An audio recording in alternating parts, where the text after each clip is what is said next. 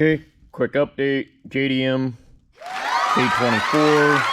You guys see these pulleys all over the place to replace the power steering pump.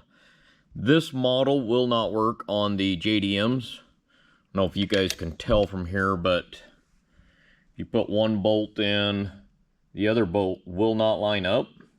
So it's going to have to be modified there. I'll put a bolt through so you can kind of see. You see how far off it is.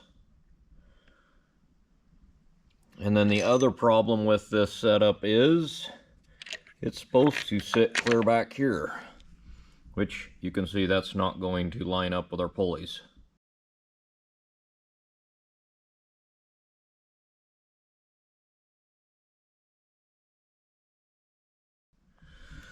So just an update. We're probably going to rebuild this bracket and get some spacers put on out here, get it out there.